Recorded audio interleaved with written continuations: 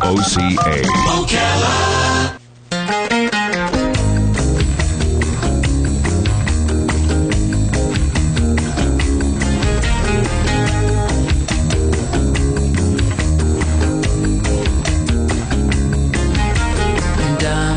All right, 22 minutes before 11 o'clock. Thank you for tuning in. Nice looking Friday. If there's one thing I know about Ocala, there are a lot of good people in our community doing good things for other good people, and it just never stops. And one of those guys is Brad Nimmo. We've known Brad for a long time now, and man, if there's anything that, if you ever were to, like, if you were on one of those teams that had to knock down part of a mountain so you could put a road in there, and somebody said to the crew, you know what we got to do? We got to knock down part of the mountain. That you might say, holy mackerel, how are we ever going to pull that off? Well, the same thing must be true for Habitat for Humanity and what Brad has to do with, we're going to build a house for somebody who doesn't have a home.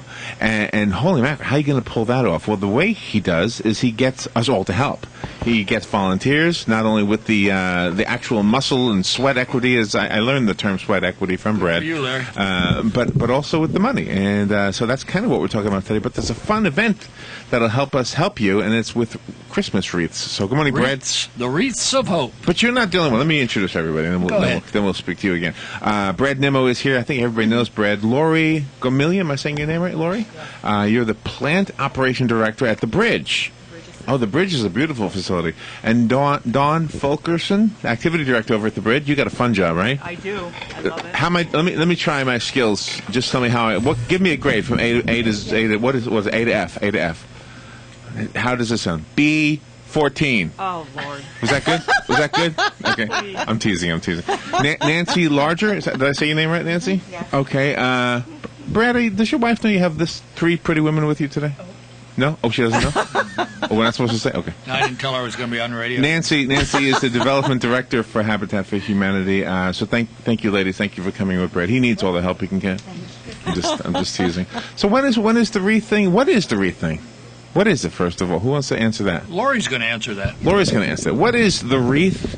It is not the wreath thing. It is called the Wreaths of Hope Festival. What is it? That is correct. That is where we have come up with a plan to try to help our community.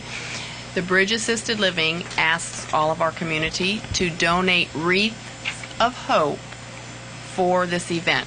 Everything and all the proceeds go to the Habitat for Humanity. And this year it's going for the Patriot Project. Is that correct? Project Patriot. Project Patriot. I always say that backwards. I'm sorry. Yeah. But it's any type of wreath, any size wreath, any types of wreath. It doesn't have to be just for the holiday. It's for anything. Last year we had a few new ones. There were some gator wreaths, and we have a huge event. It's very nice. Okay, so let's figure this out first. If I wanted to participate, what do I need to do?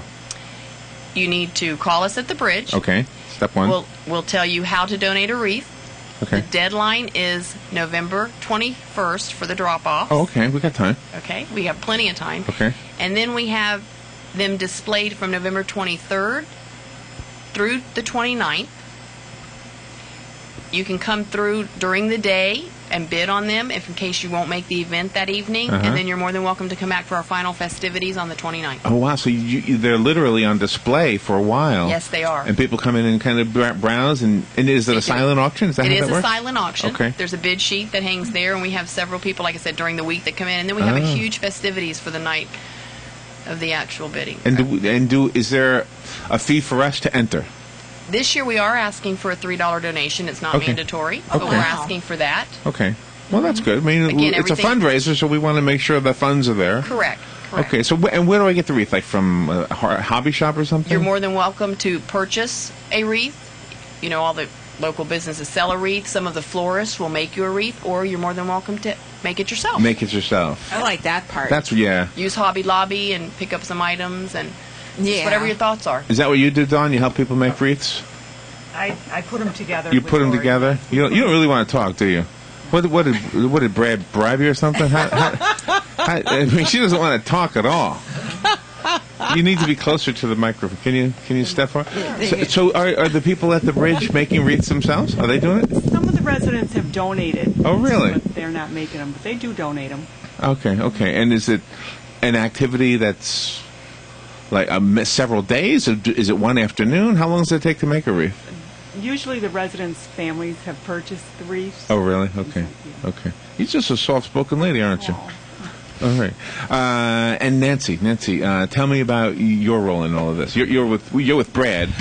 I'm gonna jump in here for a little bit for Nancy. Okay, what happened? I'm gonna let her talk What'd I in do? a minute. Okay. No, you're good, Larry. But she's been with Habitat 4 days. 4 days. Okay. Well, I thought I'd pick up. She's larger. Yeah, she's larger. No. She's a larger. Yeah. No, she's not really larger. That's just her name. She's been with us all of That'd 4 be a good name days. for me, wouldn't it? So I started dragging her. Part of her getting indoctrinated to the community is to be dragged along Okay. wherever I Radio go. show. So 4 days you're in now she radio. can talk. Okay. Go ahead. But I thought I'd give you that introduction, Nancy. That's great, Nancy. Thank you. I'm very excited to be with Habitat in Marion County. Like Brad said, I've only been here 4 days, but I've been working with the ladies from the bridge for the Wreaths of Hope, and look forward to everybody coming out. We are going to have music and food. Oh, yeah, let's talk about that part of it. Oh, wow. So the event is a real event. Right, and I think it goes from 6:30 to 6:45 to about the actual bidding ends at 8:30, but it usually gets on to 9 o'clock. Just kind of grab a microphone as you're speaking. And what date is that huge event is going to be? That's Thursday night, November 29th. Oh, okay. Okay. Now, with the project you referred, Project Patriot, did I say it right? Or did I get it backwards? No, you got it right. Project Patriot. Is there a particular veteran that's going to benefit from this, or is it?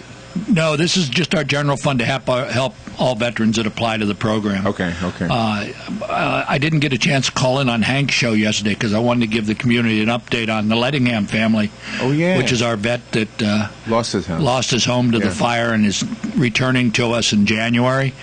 The community has raised $56,700 in cash. Wow. And $26,000 in-kind products and services. Oh, that is awesome. Wow. So the house is fully funded, and we are now in the process of trying to set the date for the demolition of the old house. We'll do a big press release on that. It looks like it's going to be towards the end of November. Do you need any help? Because that was fun when we demolished that thing at the mall. Yeah, we're good at We that. were good. You guys are good at demolishing. Well, with a sledgehammer, yeah. It wasn't we neat. learned how It to wasn't do pretty. But it I don't was think fun. it has to be pretty. No, it was fun. And then soon after that, we'll start laying the pad. So it looks like we're shooting to get a wall raising started before Christmas. Oh, wow. Although we're in touch with Sergeant Lettingham every day. He calls us from Afghanistan on Skype. He Skypes us, and he says, you can really take your time because I really want to swing a hammer on this. He wants to be a part of building his house. So he gets back in January. So we're going to get the preliminary started Oh, wow. before Christmas, and then he'll be back in January, and we'll really get the house. That is very. house going. Isn't it true, Brad? I mean, this is a community that has a lot of good people doing a lot of good things for other people. And we put that together in 5 weeks in fundraising. That's the kind of funding that came in once we reached out to the community between us and Francis Marion Military Academy and their fundraising efforts. So between the Habitat and Francis Marion, over $56,000 and $26,000 in in-kind gifts. Wow. Is there a waiting list for the other veterans? There is not. There is not. Do you need to get that word out that we need veterans to step We can forward? use veterans. We're going to start a Korean War veterans roof in the next week or so. What does that mean? A roof? Roof. Just a Putting roof? a roof on his house. Oh, one guy needs a roof. One guy, I got you. a Korean War veteran, needs a roof. Roof. Okay. There you go. All right. And again, the wreaths will help out with all of that, right? Yes, exactly. That's for our general military veterans fund. Lori, how long have you at the bridge been doing the Wreaths for Hope? This is our third annual year. Third year. Wow. And obviously it's successful. You wouldn't have had a second year if it wasn't, right? Correct. We have grown each and every year, hoping to grow again this year. And it's going, in 10 years now, it's going to be the thing. Everybody's going to know, well, they do already, but it's amazing how things grow and become, like, traditional, you Yes. know? Yes. So what happens for you inside when you know, like, for example, how much money do you expect to raise? What did you raise last year? Last year we raised right at $3,000. Wow, that's We great. did. We're hoping to raise more. We had 66 wreaths last year. We're looking for hopefully 75 this year to just increase it and grow every year. Do any of the wreaths light up? Have you had any that There are that some lit that up do. on their own? Yeah. Yes, they do. Some are Yeah. battery operated and some are receptacle. Of course. So what's There's the different?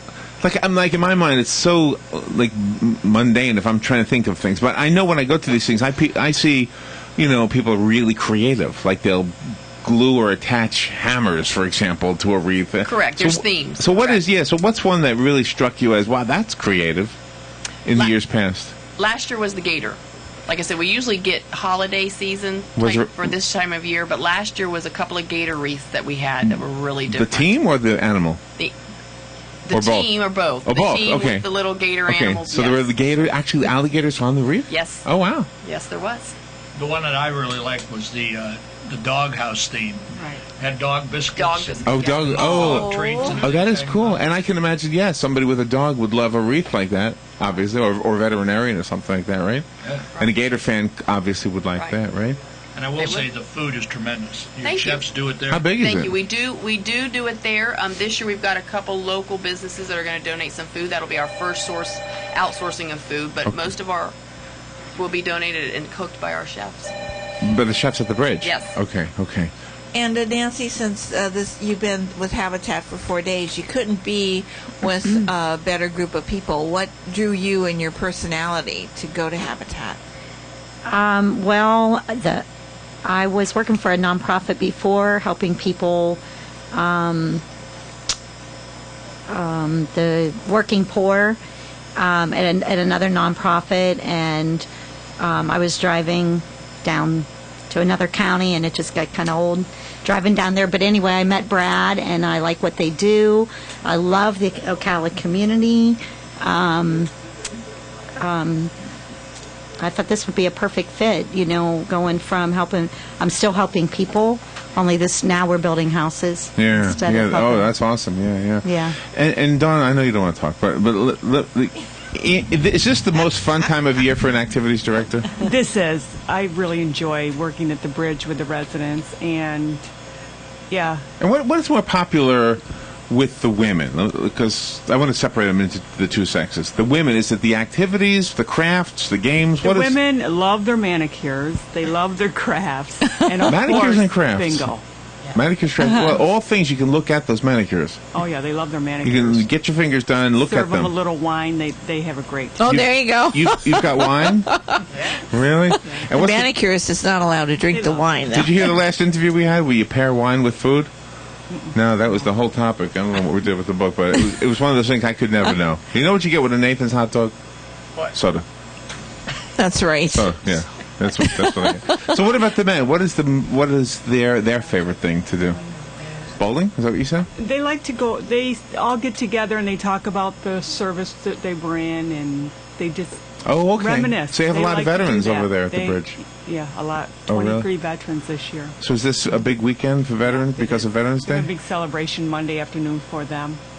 Yeah, and wow. And so that brings up the idea of like a patriotic wreath. Mm-hmm. Have you had that? We do have one every year. Yes, you we have do. at least one, right? Yes.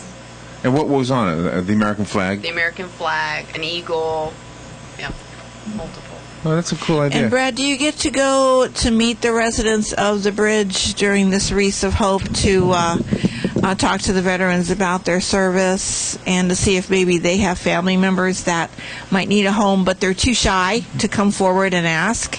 We haven't had that opportunity. I was blessed last year to be able to talk to a lot of the residents and one veteran.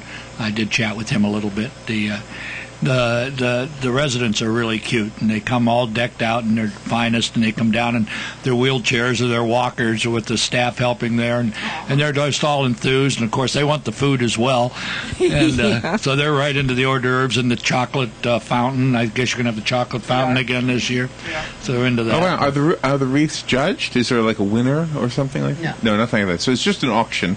Just an auction. And are they typically real wreaths or artificial, the wreath part themselves? No, most of them are artificial. We haven't had any real because of the display time. We're concerned that they would not make it that whole week or so, right. and then into a holiday if it happened to be a holiday wreath. So we ask that everything is artificial.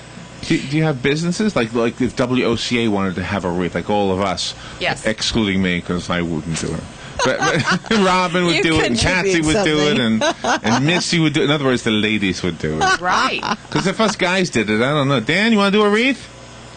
Yeah, where is he? Dan? He's coming. I leave everything. You want to do a wreath? What's a wreath? No, see, he doesn't even know what it is. This is what I mean. All we have is mini blinds. We don't have drapes. You're more than welcome. Would OCA like to donate a wreath? Yeah, I think so. Yeah, I think we'll do You that. should. That Yeah. would be great. Yeah. So Thank you. how do we start? Should it be really big? Like, Whatever your thoughts are, depending on your thoughts of creating it. it's all on Robin now. There you go. No, Rob. I Patsy's just here. put in Robin. And Missy. We got 3. And Tish. We got 4 ladies There you here. Put all your thoughts Any together. tips? and- Any tips? A wreath, yeah. A wreath, yeah, There you yeah. go. Dan knows. Well, I think it should be a radio theme. I was just giving A radio theme. Yes, Like a radio tire? sure. Radio. Oh, radio. Okay. Radio. Oh, like this. Like what we're doing right now. Okay. Brad, how do you get the veterans to come forward to tell you that they would like the house, they're in need of a house, but they really are so humble, they would much rather protect and serve everybody else than ask for help themselves? That's a challenge nationwide. It's a challenge. All my colleagues are having the same issue, identifying veterans. We rely on a lot of groups. Hank's group, Veterans Helping Vets, has been our pipeline for right now. They see so many. We're hoping that pipeline can continue now with their move out of being collated with the clinic.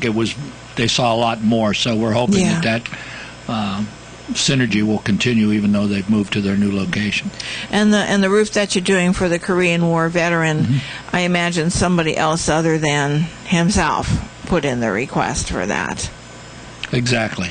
Yeah, Yeah. because they don't like to ever ask. It was a neighbor that identified him. And it was the same thing with the 2 ramps that we do.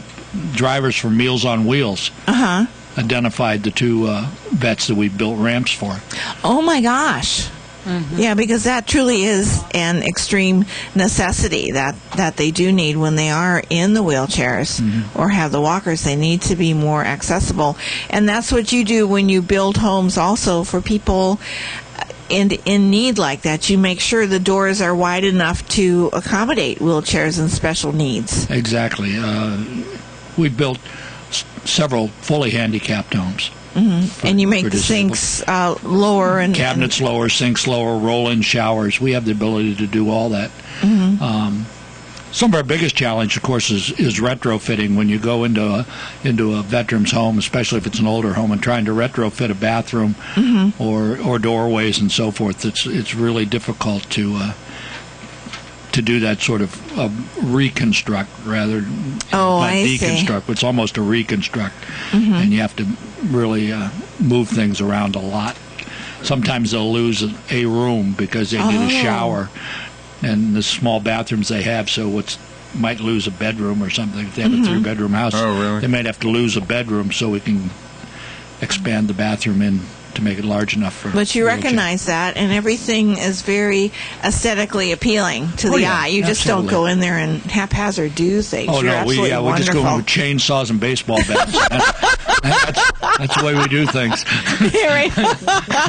Now, Habitat is wonderful. The Wreaths for Hope Festival is happening. What's the dates again? November 29th. Share the microphone. But the deadline date for the The people deadline to date is the 23rd. So we need to drop get our your wreaths. wreaths off. The And then- 23rd. and They'll then be the next displayed day? from the 26th to the 29th. so anybody can So go what are you see going to put the on it, wreath. Robin? So I'm not sure. There you go. Dan's got a few ideas. Dan. I see. See what See Excellent what happens? idea. We got the wheels already spinning. See, Dan's already got the layout. I don't think it's going to look as good as the ladies because he just held up about 20 CDs. That's going to be the whole wreath. depending on some Yeah, of the but CDs, that would be a great idea. Everybody needs a base. So Dan's there. You. I think it's good, Dan. Yeah. There you go. We'll go with that. The wreath has a symbolic meaning. I don't really know that I know it, but there are so many Christmas songs that like the Home for the Holidays. I don't know if they refer to a wreath in the song.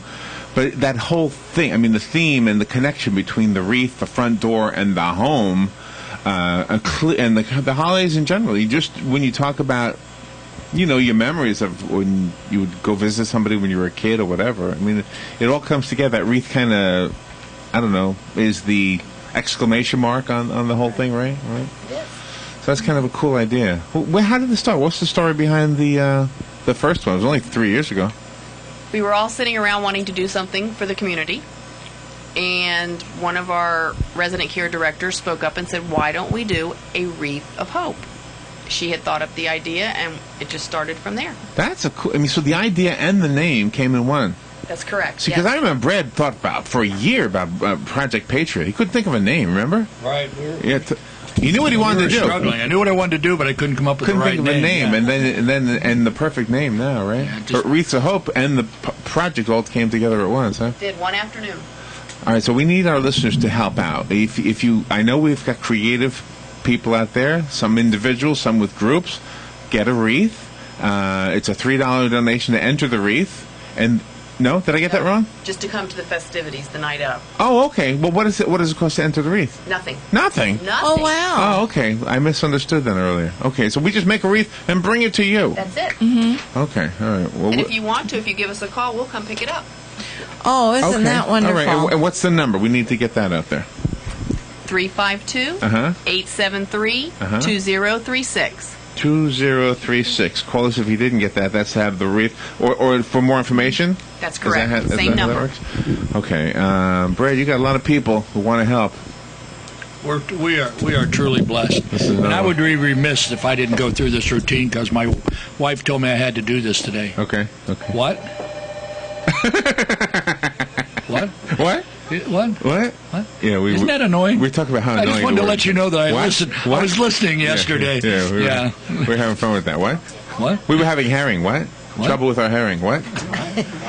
I know it's out of context. I don't know if it worked, Brad. I know, but I had to do it. My wife and I chuckled the whole way into work yesterday over that thing. The Bridge of Ocala is a beautiful facility. You ladies work at a wonderful place, and I know that it is the people there.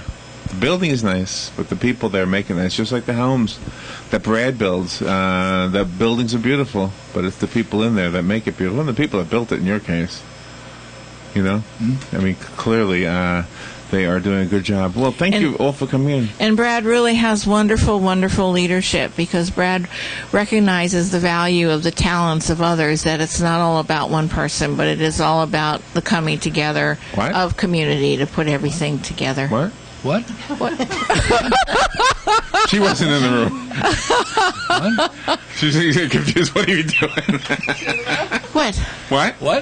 Don't you remember yesterday's show when we went through this whole what? Oh, that's right. That's right. I was telling Larry, I just wanted to make sure you knew I was a loyal listener yesterday. Right, you're one of the loyalists. We're going to continue to promote it. We're going to enter a wreath ourselves. That's kind of fun. Yeah. Right? And I'll take pictures. That's right. and if you have some time, come on over. Yeah. Definitely come over. Definitely come over. Put a bid in there.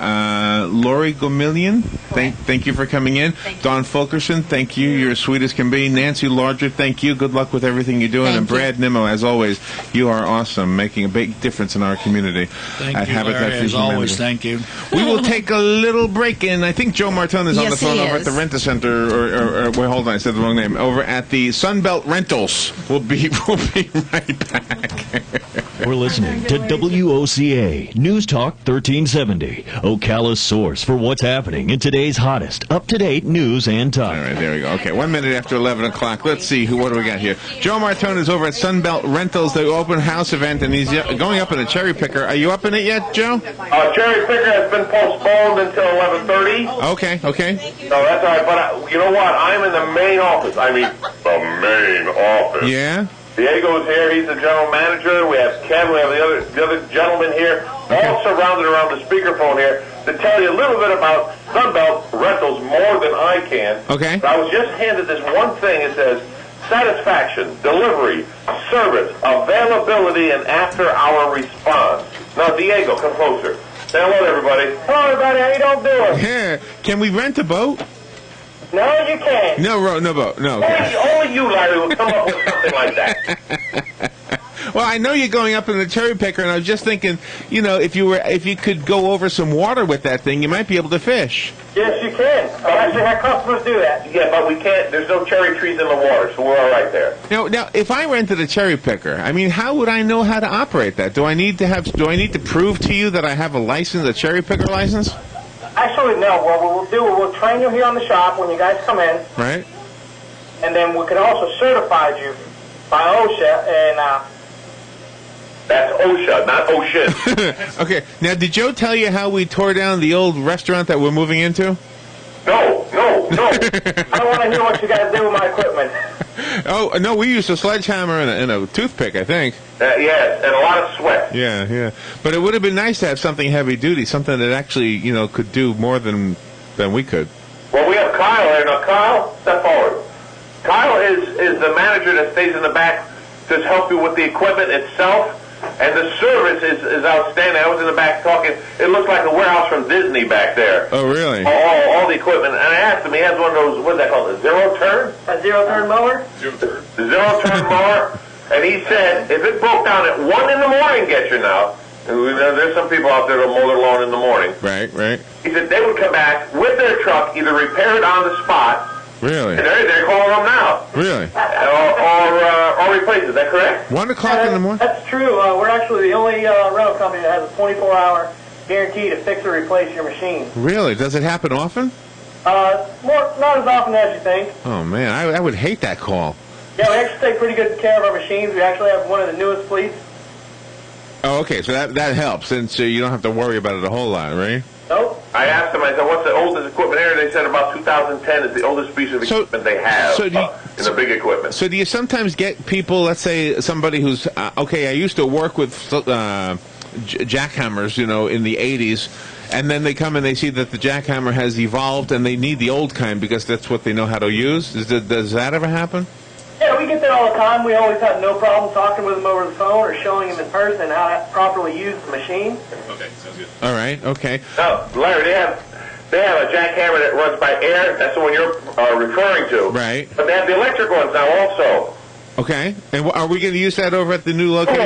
No more. You're coming to pour concrete. No more jackhammering. No more deconstruction. It's construction now. And do you rent, could you rent like a cement mixer? Yeah, we also rent them. We have the small wheelbarrow mixers for smaller jobs. We also have the big towable ones. Really? Yeah. Now, you could save a lot of money doing it yourself if you just had a little know-how. Yep, yeah, we're getting the scissor jack from them on Monday. They're delivering it to us. Okay, now what is the scissor jack? There we go. Someone here explain to Larry and everybody. Brian, step forward. Hey, Larry, it's Brian again. Hey. Quick, before I describe the scissor jack, I just want to say, forget the honeydew list. Forget about the Taj Mahal. Come down and party with us today. You'll have a great time. Oh, you're having a party? Oh, wow. I'm having sausage. Now, what a scissor lift does, it's a hydraulic platform. It's basically like a scaffold with a guardrail around it. You can drive it down from the ground or in the air, and you pretty much order the size you need. They go straight up and down, so if you're doing saw pits or need to get up on a second story, anything like that, it just kind of scissor jacks you on up. Oh, I got you. So it gets you... It's not as high as a cherry picker, but it just helps you get to the ceiling. Right, I'll jack you up. Oh, gosh, okay. All right, and what is the phone number over at Sunbelt? Sunbelt phone number. Come on, guys, you got to tell. 2. Let's see. Go ahead. 369-9101. He did good. 369-9101. All right, you guys have fun. You guys call us again in a half hour, Joe? Call again in a half hour. Come on down, see us in person. They got prizes, food, eats. Did I say food? Yes. And where are you? We're on Highway 27 right here in Ocala. Right where? What's the... I-75. Right, just before I-75. 1 mile east of I-75. Oh, right by the interstate. Okay. Ring machine. All right. Go down there, say hi, say hello to Joe, and see what you can rent. You never know. You might get an idea. Uh-oh. Build yourself a patio or tear down the old one or something. That's Hope, yes. I'll talk to you from the cherry picker next half hour. All right, Joe, we'll talk to you then. We'll be right back. Don't get caught without your daily source of senior deals. Pick up your copy of the Senior Voice newspaper. It's your source for schedule and events tailored to seniors, with information you need, like a list of free events in the area. We even have Tom's Picks, a free referral for people who are looking for a company to do work for them. Tom's Picks will refer the company to you that fits your needs, and all we ask in return is that you tell them where you heard about them. For more information, call Tom's Picks, 352-804-1223. And pick up your copy of the Senior's Voice at most any business up and down the 200 corridor. Now read Ocala Downtown newspaper online. Have you looked at your tires lately? I thought so. Right now at Ford Lincoln of Ocala's Completely Satisfied Service Center, they're having a big tire event. Purchase 4 tires from their entire Goodyear, Continental, Pirelli, Hancock, or Dunlop lineup and receive a $60 cash rebate. Not bad, eh? What if Ford Lincoln of Ocala's Service Center gave you an additional $60 cash rebate when you put your entire purchase on your Ford Service credit card? There. Now you just saved $120 using your Ford Service credit card and get 6 or 12 months no-interest financing with minimum monthly payments. Sounds good, right? Let's back that big tire event with Ford Lincoln of Ocala's low-price tire guarantee to beat any competitor's pricing on the tires they sell. Chances are you probably need new tires or getting close. Drive into Ford Lincoln of Ocala's Completely Satisfied Service Center today and take advantage of their $60 cash rebate on major tire brands and an additional $60 rebate using your Ford Service credit card. The big tire event going on now at Ford Lincoln of Ocala. Find out more at fordofocala.com or call 732-4800. Ocala's information station, 1370 WOCA. Ocala.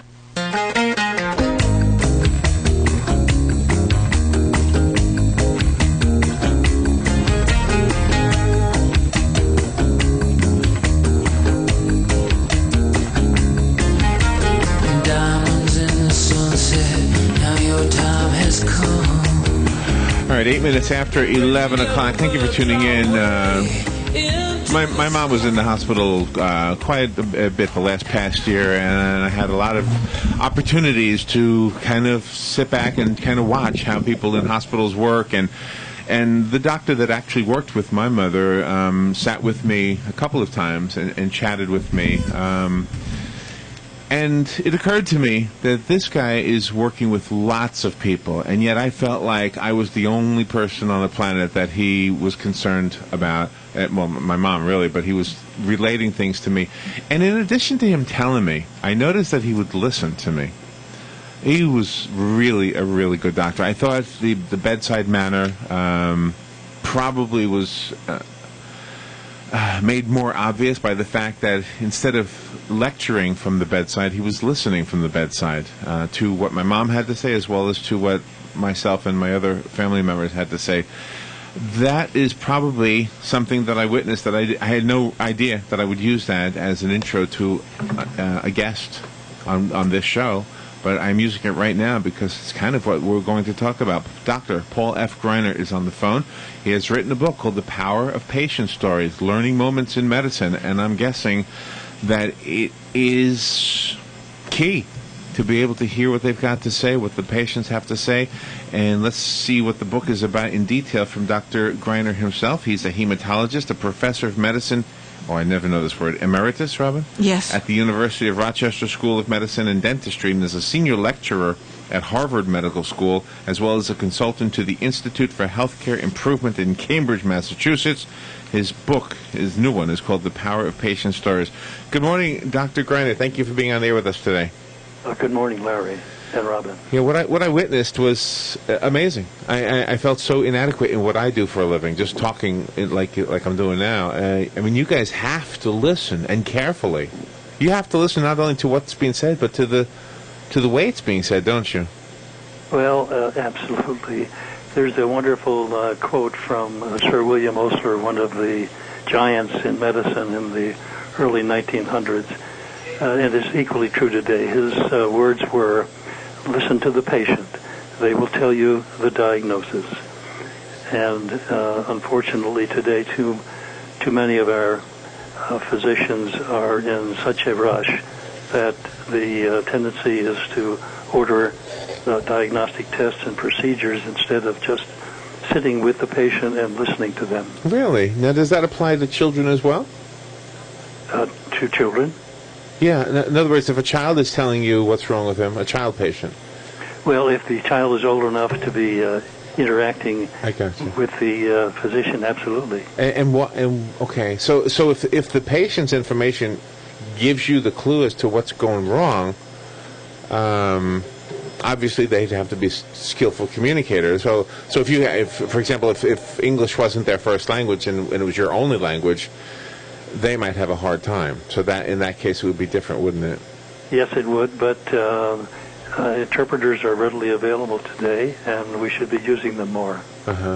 When I watched the doctor that I was referring to and realized that after me, he was going to talk to a family member from somebody else, and then he was going to talk to another patient. He was going in and out of doors. And then you realize why sometimes you have to wait, and you become hopefully more patient in the different sense of the word. I wondered about the burnout issue, and I noticed that that's part of what was scheduled to talk about today. So talk about that a little bit. Well, for sure, burnout is becoming a serious problem in medicine, particularly for primary care physicians, your family physician, your general internist. These are physicians who are on the firing line and who suffer the brunt of paperwork and regulation that ends up often becoming the physicians becoming disinterested and disenchanted. What about denial? Do the patients ever express denial as to, in other words, contrasting what you know or what you believe, or maybe it's the family members? Maybe they're more likely to express denial. The denial of their illness, or the denial of the prognosis, the diagnosis. Yes. Very common, and all the more reason for having more than one person in the room, in the office at the same time, a family member, to make sure that what the doctor says is accurately heard, hopefully well communicated. Now, in your own life as a doctor, is there one story, maybe from in your early practice, that really underscores what you're trying to say in the book? It is. It's a humorous episode. It has to do not only with listening but observing. And when I was an intern, I was asked to see a patient who the nurse indicated had a chill. I was intent on making sure that this was a true chill, not just a chilly sensation, since a true chill would more likely indicate a bacterial infection. So I stood at the bedside and looked at the patient and asked, did your teeth chatter? And he got a wry smile, and he opened the bedside table, and he said, well, I don't know, let's take a look. Obviously, that's too funny. His teeth were in the table, in the drawer. I had looked at the patient, but I had not seen him. That's funny. So the powers of listening and observation are crucially important. I have a tendency to want to yuck it up too much. I don't know, it's just part of my personality.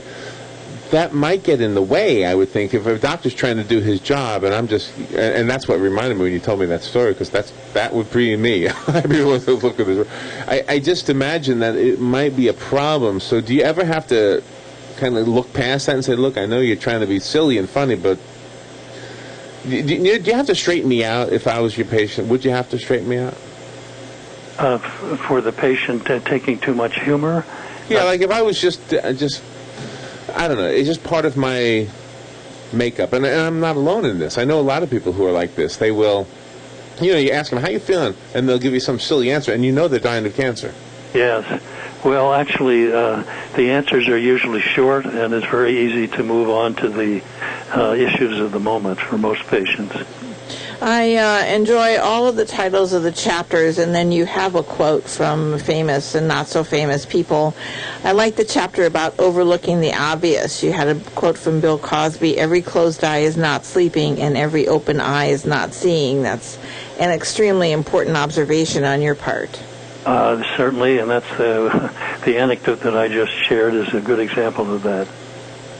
And you do a lot of character values in each of the chapters, from the people that seem to know everything to the people that are depending on others to tell them what is wrong and how to treat it. It's pretty scary when a person is ill and you don't want to do the wrong thing.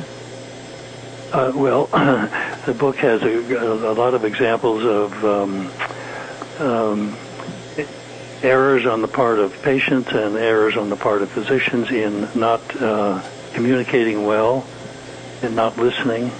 The average physician will ask the patient what their symptoms are, and within 10 or 12 seconds will already be interrupting. So we spend too much time as physicians asking patients rather than listening. Does the internet hinder a doctor's treatment of a person? The internet? Right, because sometimes people will go and scour the internet for all of these facts and figures about what they think is wrong with them, and does that hinder the diagnosis of the physician and their ability to tell the patient, no, this is not what you have? Well, it would depend on where the patient went on the internet. I mean, there are some really helpful internet addresses for beginning to understand your symptoms and signs. There are those that are not helpful at all. Most physicians will appreciate a patient coming in attempting to be more informed by looking at sites on the internet. There are a couple of really good ones, like, the Mayo Clinic has an excellent site. Johns Hopkins does. And there's a site that one has to subscribe to, but it's really good for patients, and that's called Up to Date. And hopefully when we look at those sites, we realize that we're all amateurs when it comes to trying to understand what's being said there, and we have to, I don't know, I think Robin's point is that we need to pay attention to what our doctors say, even though we're trying our hardest to become experts at whatever. Whenever somebody is sick or somebody we love is sick, we try to become experts overnight on whatever it is that the doctor has diagnosed. When you speak to somebody and you can detect an attitude, and a positive or negative, do you kind of suspect that that's going to help them or hurt them in their recovery? Well, for certain. The patient who is optimistic, positive, always looking at the glass being half full, is a patient who is probably going to be one of the better outcomes for the problem they have, whatever it is, whether it's a self-limited illness or a terminal cancer. No question about the relationship between mind and body. The more optimistic, the more passionately alive the person is, the better is going to be their outcome. The idea of having a family member ask you to not tell the patient the bad news that they're going to die or that they've got something really terrible is part of what you address in the book as well. Does that, obviously it's not something you want to do, I would think. So that person needs to, I don't know, how do you deal with that one? I don't even know where to go with that. Yes, excuse me. Well, things are different today than 50 years ago. And when I began my years in hematology, the vast majority of physicians would not tell their patient of a diagnosis that was fatal, and many family members would not as well. Today, just the opposite is true. Very few patients are comfortable being withheld from information, and I think you can talk to family members to indicate that. Legally as well, the law has stated that if patients are terminally ill, they must be told. Well, you have a chapter about called Prelude to Suicide. Yes. Can you explain about that one? This was a patient that I had when I was in the Air Force in Washington, D.C. in the early 1960s, a wonderful man with a serious illness who I had not heard from in some years after my moves to Boston and to Rochester. One evening I received a call from him saying that he had been divorced, was retiring from his work, spent a few minutes talking to me about how sad he was about all of these events, and then he said, "Goodbye, Dr. Greiner," and hung up. And I knew at that instant that this was a call for help, and that I had missed the opportunity to prevent what subsequently happened, and that was he killed himself. Oh, wow. Oh, wow. Because he had such a disease that he felt he would never be cured? Well, the illness was a chronic, severe form of arthritis, but I think that he had become increasingly depressed, losing his family, losing his job, and he and I had a close relationship as a patient and physician in Washington. I think he felt that this is one of the few people he could talk to before taking his life. Now, what about your own life? If you are working on with a patient, obviously everybody looks to you as the guy who's going to say, this is what we need to do, this is what's going on, and you have to pay attention to not only what's being said, but what you're observing in your reports and in everything. What about you? What about when you have a bad day or something is preoccupying your mind? I mean, doesn't that... I mean, you need a doctor too, in a way. How do you handle that? Well, first of all, I think listen to what you tell patients. Take care of yourself. Exercise. Communicate well. Have a good balance between family and personal life. Relate to your colleagues. Tell stories to your colleagues to reinforce the excitement that brought you into medicine in the first place. Stay away as much as you can from colleagues who are consistently negative and cynical, because they will just drag you down. Yeah. You know, I referenced my mom's doctor, and I want to bring him up again. I was not always happy with how long it took him to get back to me. When I would make a phone call with a question, it would always be way later that day, or later the next day. And now that I look back on it, I realize that he was probably needing to be able to speak to me without all the other distractions. I'm guessing he just kind of compartmentalized all of the calls he had and all the calls he had to make return calls for, so that he could focus on each one with the paperwork in front of him for each one. I'm guessing I'm not the only one who was calling him. So I guess I appreciate it more now. And again, the book that you've written, The Power of Patient Stories, is... I mean, right now in my life, I can see what was going on better, and the book kind of underscores it. The book is written by Dr. Paul F. Greiner. If you're just tuning in, that's who we're speaking to, and his book it's a fascinating book, an interesting book. It'll help everybody. The doctors and the patients alike are going to better understand each other, I think, from what you've written in the book. Yes, thank you. You just reflected on the physician calling you back. You're absolutely right. Some of the best physicians that I know who communicate most effectively with patients take the first hour of the morning, early morning, to call their patients, give them the results of their laboratory tests, respond to the call that the patient had the day before, assuming it wasn't an emergency, and just be able to sit in a quiet environment and focus on the patient. There are so many young medical students out there. They go into medical school to try to save the world, and then some are dissuaded and don't finish, but a lot of them do finish.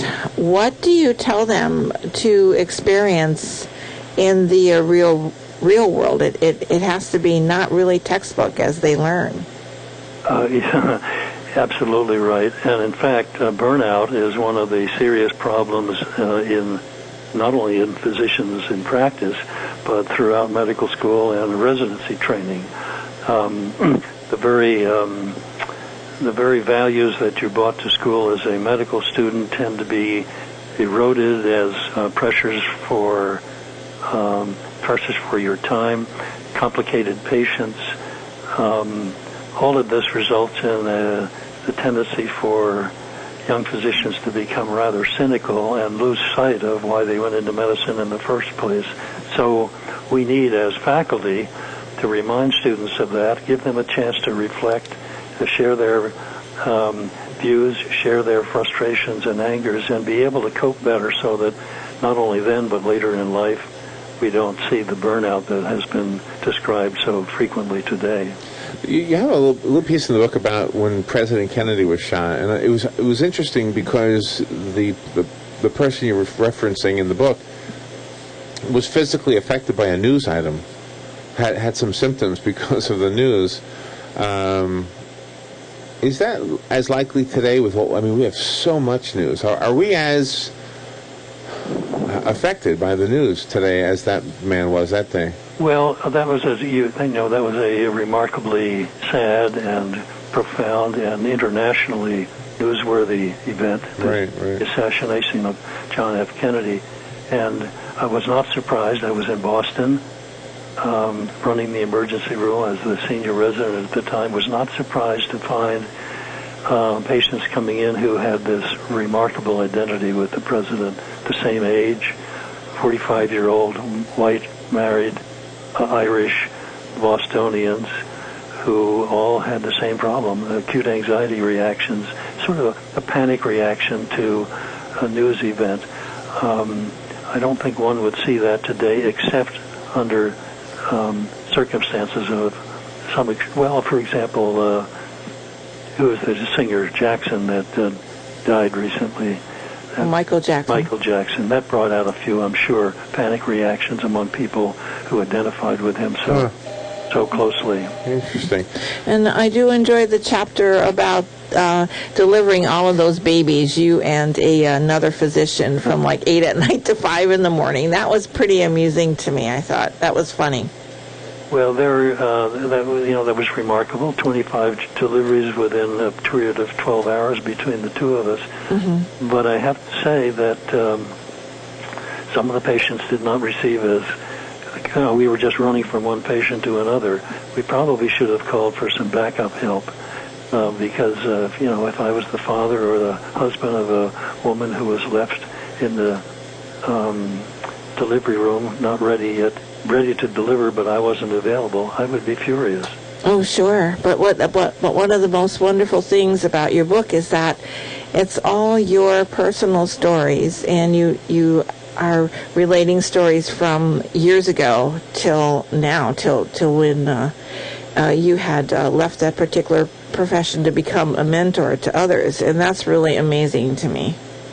Well, that's one of the giving back things I can continue to do after almost 60 years in medicine, is to have a perspective and life experiences that exceed most people, and I have the thrill and the enjoyment of being able to share that with young people coming along. Well, I've enjoyed the conversation, Doctor. I have a copy of Dr. Paul F. Greiner's book. It's called The Power of Patient Stories, Learning Moments in Medicine. If you would like the copy I have, you just need to call me and tell me you would like it, and you get it. The rest of us, though, have to go buy it. I only have one copy here. Dr. Greiner, do you have a website, and how do we get the book? Well, you can go to drpaulgreiner.com, or you can go ahead directly to Amazon.com and order the book there. Okay. Doctor, thank you so much for being on the air with us today and for all that you do and for helping us better understand our own doctors and our own selves. Yes. Very good. Larry and Robin, I appreciated the opportunity. Thank you. Great interview. We'll take a little break and be right back. Habitat for Humanity of Marion County is a ministry dedicated to improving lives by providing affordable and decent housing. Help them help others by visiting the Habitat for Humanity Ocala home store on Northwest 27th Avenue. To schedule a donation, give them a call and they'll come and pick it up. For more information, visit habitatocala.org. Habitat for Humanity of Marion County, building homes, building hope, building community. Tune in weekly to the Financial Safari and get that common sense approach to financial and retirement planning. I mean, I like to have guarantees instead of hoping and praying when we're talking about retirement. The person who has you in the risk account doesn't want you to know about it. If you try to do everything yourself, you don't have a team behind you giving you the advice, but more importantly, telling you what's wrong. Just stop doing bad things in your portfolio could take the worry out of living in retirement. The Financial Safari with Coach Pete D'Arruda and local trusted advisor Jean Ann Durrell. Saturday mornings at 9 on WOCA, The Source. You've got a garden, and we've got a show for you called You've Got a Garden with your host, Master Gardener Carol Ann Baldwin. Carol Ann answers your questions about your flowers, your veggies, your grass, your trees, even questions about your bugs. And she's only on WOCA, so don't miss Carol Ann Baldwin and You've Got a Garden each Tuesday from 9 a.m. to 10 a.m. right here on WOCA The Source, 1370 a.m. and the new 96.7 FM. All right. Thank you, Robin. 28 minutes before 12 o'clock. We learned something a couple of weeks ago. We were talking about the new James Bond movie, which comes out today, and we learned that James Bond never owned anything. He rented everything. He rented cars, he rented jackhammers, every gun, everything he owned, even clothing, I think he rented. And Joe is at a place where you can rent some of that stuff. Sunbelt Rentals has an open house event happening right today, and I think Joe's up in a cherry picker. I'm not sure. Joe Martona's over there. Go on, Joe. Joe here, Big Joe. Are you on? Yes. Are you in the cherry picker? I'm on the cherry picker. I'm looking over the highway now. How high? I'm looking at all the cars going by. I'm going to throw some footballs at people, but not while they're driving. Just people that are in the parking lot. I just turn around and throw it at them. I got little footballs I'm throwing at people. Come on, you can win one. I'll probably even give you one. Who knows? Oh, wow. How high are you? About 30 feet off the ground. No.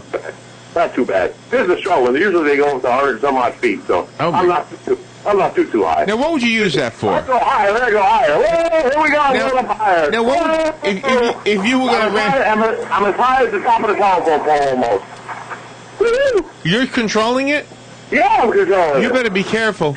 I am. Oh, yeah, they got this all rigged out and everything for me. I'm in a harness and everything. Now, what? I look like I'm ready. I look like I'm ready to direct traffic. Joe, what would you rent that for? What would you use it for? You could use it if you wanted to trim trees that you couldn't reach. Right. Paint your house if you wanted to do that. Right.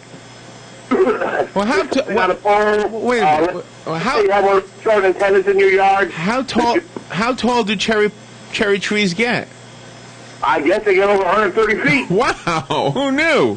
Who knew? Hey, who knew? Who knew? You gotta come over here. Hey, the people at me. Hey, look at the pool on top of the cherry picker. Are you up there alone? Yeah, I'm up there alone. Yeah, they're all in the yard looking at me, waving at me. If you rock back and forth, will the thing fall over? I don't know, because I am rocking. It's not falling over. Oh, don't rock. Yeah. Please don't rock. It's like a roller coaster. It feels like a roller coaster. You're rocking and then you take it there. Hey, if you are any kind of movement bother you, don't use one. You're too trusting. You get used to it, like your feet move away from you a little bit. And then I get used to it, you know. It's cool up there. I mean, it feels cool. Beautiful old cars driving by. Hey, feet say hi. Hey, there you go. Can you see us? Can you see the Cascades? No, I didn't go that high. Well, the one that they do have will reach that high, and I could see, but they don't have it on site. Now you're near the interstate. They said umpteen blocks from the interstate on Highway 27. Umpteen blocks? Umpteen blocks. Oh, I thought you were very close. Yeah, very close. Yeah, very, very close. Umpteen blocks. Hey, there goes the roofing man. All right, the roofing man just flew by? He just drove by, waved at me over there. Drove by. Okay. Now, can you see the cars on the interstate? No, it's just before the curve. I got you. Just before the curve. I know where you are now. Now I know exactly where you are. Yeah, we're on the right side going out from town. And can you what else did you see over at Sunbelt Rentals that you probably will be renting in the near future?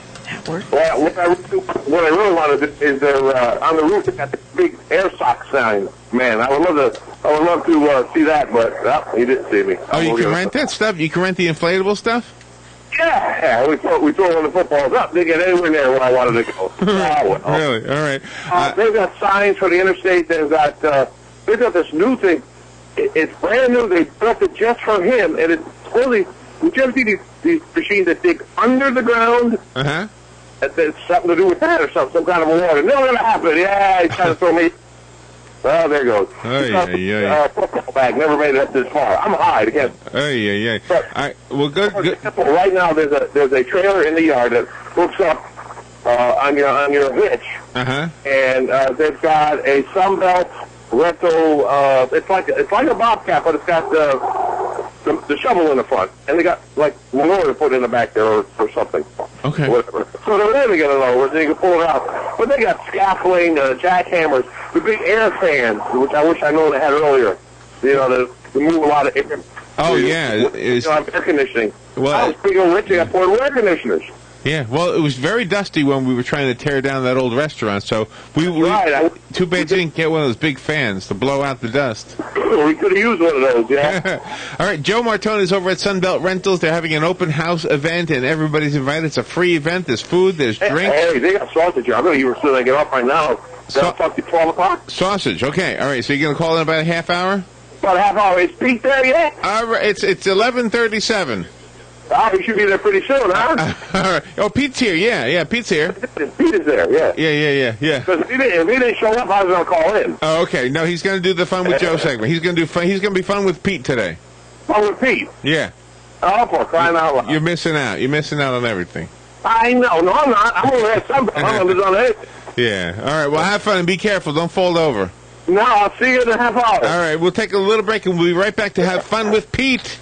Hello, everybody. This is the commander of VFW Post 7193, the Brady Owens VFW Post that is having its annual VFW Charity Ball Dinner Dance. And we're just here to let you know that it's going to be on Saturday, November the 10th, and it's going to start at 7 and end at 11 p.m. The doors are open at 6, and the seating starts at 6:30. And it's at the Elks Club of Ocala, and the location is 702 Northeast 25th Avenue. And we're asking that everybody show up and have a good time. All the profits from this ball will be used to fund the center for the entire community. For the use of the building will be for weddings, church services, class reunions, family reunions, bar events for bat mitzvahs, and any other community events. The tickets are $35 each. You can look for us on the webpage at www.vfwpost7193.org. And my number is 352-629-4285. And that is Commander Kirby. In specialty crop news from the Southeast AgNet, well, to ensure continued industry movement towards case-level traceability, the Produce Traceability Initiative Leadership Council has agreed that a buyer-centered implementation focus is needed. Among other things, the Leadership Council recently decided to create a new buyer working group to expedite the completion of the remaining retail and food service implementation steps for the initiative.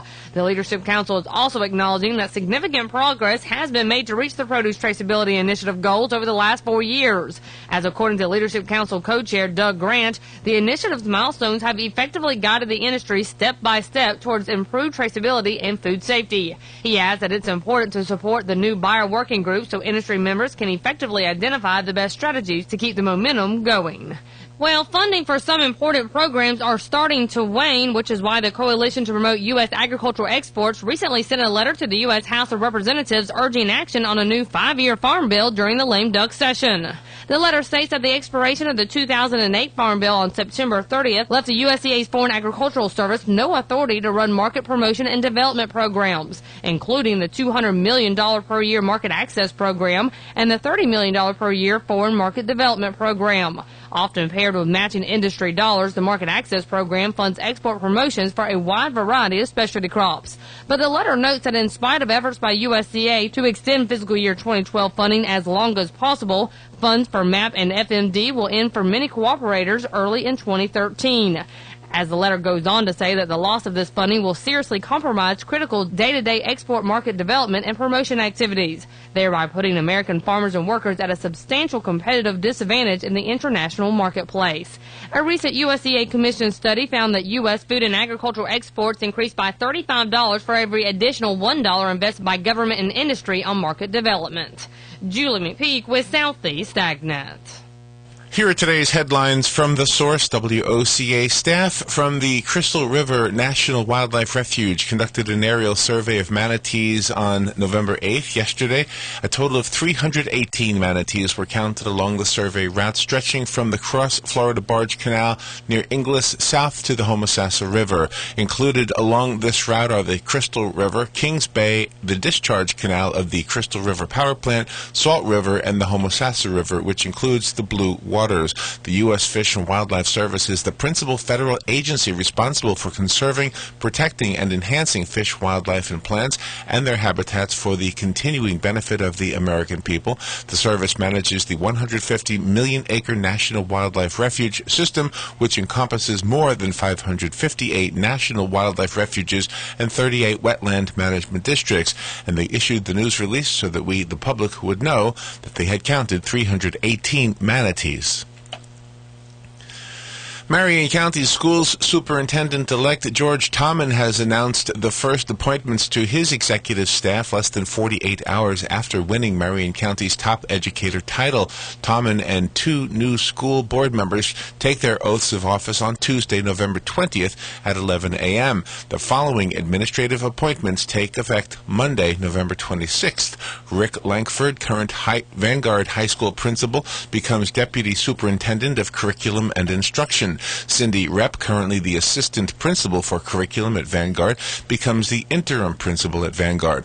Dr. Diana Green, the current deputy superintendent of curriculum and instruction, moves to Fessenden as principal, and Dr. Anna DeWeese moves from principal at Fessenden to the district to join K-12 Academic Services, a combined department merging the curriculum and staff development areas. Chester Gregory moves from Forest High School principal to deputy superintendent of operations, and Wally Wagner, the current deputy superintendent of operations, moves to an administrator on assignment position within the district. Brent Carson transfers to Forest High School as principal from his current principal position at Stanton-Weirsdale Elementary, and Chris Sandy, currently the executive director of elementary education, becomes principal at Stanton-Weirsdale. Lisa Krisalka becomes executive director of human resources, transferring from principal at Bellevue Middle School, and Philip Lepper, the current executive director of human resources, moves to an administrator on assignment position within the district. David Ellers, the current executive director of secondary education, becomes principal at Bellevue Middle School. A man who helped smuggle undocumented Brazilians into Palm Beach County aboard a sport fishing boat will be sentenced today.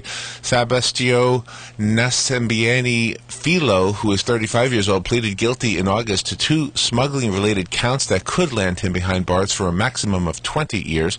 But his attorney, Ian Goldstein, said it's more likely that Filho will be sentenced to 3 years for his role in the operation, which involved paying a boat salesman to transport undocumented Brazilians aboard the boat he sold to Filho. The salesman, who is not named in the criminal complaint, was paid by Filho and his unnamed associate to pilot the boat. Goldstein said Filho was not a mastermind, however, calling him a small fish who was recruited by the elusive members of an international human smuggling network. And inspired by South Florida's reputation as a culinary crossroads, the Food Network officially opened its first casual restaurant and gourmet market in the nation yesterday at Fort Lauderdale Hollywood International Airport. Foodies and fans of the popular Lifestyle Network magazine and website can now get their fix at the Food Network Kitchen in Terminal 3. And while you're likely to catch celebrity chefs such as Guy Fieri and Paula Deen in action only on the restaurant's TV monitors, it promises to deliver fresh fare created and inspired by chefs in its test kitchens. The Food Network partnered with the airport's terminal restaurant operator, Delaware North Company's Travel Hospitality Services, to launch the new eatery, which is located post-security in Concourse F, where JetBlue Airways operates. Delaware North officials said the area's culinary variety, coupled with tremendous support of airport, airline, and concession partners, helped to make Fort Lauderdale the ideal launch pad for Food Network Kitchen. And those are the headlines from the source, WOCA 96.7 FM at 1370 AM. The weather is brought to you by MyFW.